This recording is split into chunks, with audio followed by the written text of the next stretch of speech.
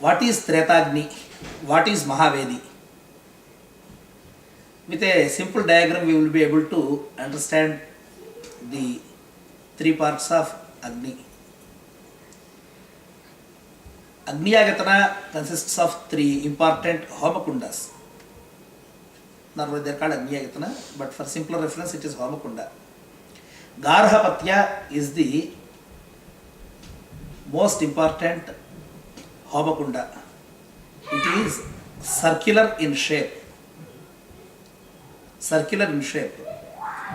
Grihapati is the one who is the head of the family. Gruhapateha idam Garhapatyam. That is one that is connected with the Gruhapati is the Garhapatya. In Veda we come across one mantra, Agneya Gruhapate Sugruhapati Raham Tvaja. Sugruhapati Tvam Maya. I am becoming a great householder, good householder and good head of the family because you are present in my family. It is vice versa. Since I am there, you also feel good. Because when does the head of the family feel satisfied? If all the householders, all the household members, if they are treading the right path, the head of the family feels very happy and satisfied. Aham tvaja grahapatina bhojasam sugrahapatihe majatvam. Let me be proud that you are part of my family. And you should also be satisfied that I am treading a very good path and I am part of your family. That is the Anyonya Sambandha they call it. It is interrelated.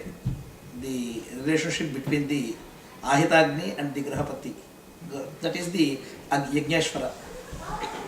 The beauty of the Garhapatya Ayatana is that the main responsibility of protecting that Garhapatya rests with the wife. Though the male member, the Ahitagni, is not present in the house, that Agni can be protected and the ritual can be carried out by the wife. That is her very important this thing. With the help of her son or any other Shishya, this ritual can go on. Yes. The Agni Upasana can be maintained. The Dakshinagni is the second Ayatana, the second abode of Agni. As the name suggests, Dakshina Agni is the one which is actually semicircular in shape. Dakshinagni.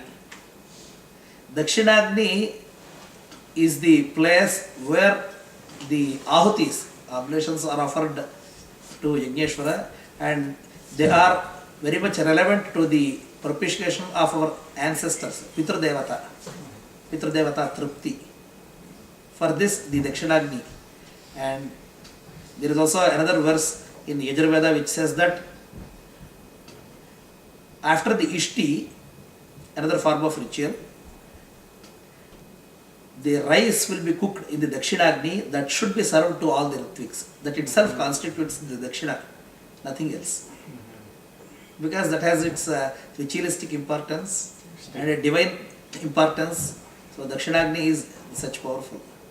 One mantra says that Avishanna Pitum Krunu, because the food can transform itself into a poison. Annam Pranam, Annam Apanam Aho, Annam Mrutyam Tamu Jivatum Aho. Food can turn out to be your nemesis and it can actually take out your life. It can sustain your life. So the importance of food is fully realized in the Upasana of Dakshinagni. Avishanna Pitam Kudu, we are praying to Yajneshwara, please make our food which is consumed by us, it should be Amrita, it should not be a venom for us, it should not turn out to be a poison. This is the Dakshinagni. The eastern Homakunda, which is square in shape, that is called the Ahavaniya. Garhapatya is used for daily morning and evening, and the protection and the maintenance is done in only one Homakunda. The other two are actually, they are kindled, the fire is kindled at the sunrise and sunset times only.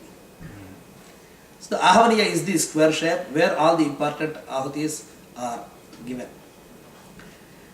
A particular shaped It's in the shape of it's a semicircular shape. That is called the Mahavedi, the intermittent place between the Ahavaniya and Garhapatya is called the Mahavedi.